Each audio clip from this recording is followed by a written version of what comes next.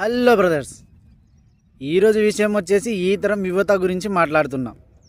అయితే విషయం వచ్చేసి ఏంటిదంటే, మన నాయన వాళ్ళు ఏం చేస్తారు, ఎప్పటి నుంచో పంటలు చేస్తుర్రు.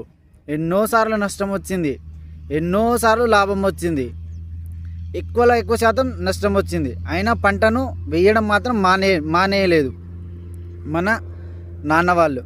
అదే మనము ఒక్కసారి పంట వేస్తాం, ఒకసారి బాగా లాభం వస్తుంది, ఇంకోసారి పంట వేస్తాం, ఇంకా కొంచెం నష్టం వచ్చింది, ఇంకా కథం, ఇంకా బంద్, ఇంకా పంటలు వేయం, ఈ అమ్మ భూమి వద్దు కథ వద్దు అని విడిచిపెట్టి వేరే పని చూసుకుంటాం ఏదో ఒకటి. అదే మన నాన్న వాళ్ళు ఎప్పటి నుంచో చేస్తుర్రు. నష్టం వచ్చినా లాభం వచ్చినా పంటలు వేయడం మాత్రం మానేయలేదు. వాళ్ళు ఏదో మాట అంటారు, భూతల్లి ఎప్పుడు మనల్ని మోసం చేయదురా అని. అదే మనము ఒక్కసారి నష్టం వచ్చిందంటే కథం, ఇంకా దాన్ని బీడు భూమి చేసి, ఇంకా ప్లాట్లు చేసి, అది చేసి ఇది చేసి, ఇంకా ఫైనల్గా దాన్ని నాశనం చేస్తాం. ఇది మన తరం. మన నాయనల తరం గ్రేటా, మన తరం గ్రేటా? ఆలోచిద్దాం. ఏమంటారు? కామెంట్ చేయండి, లైక్ చేయండి, సబ్స్క్రైబ్ చేసుకోండి. Thank you.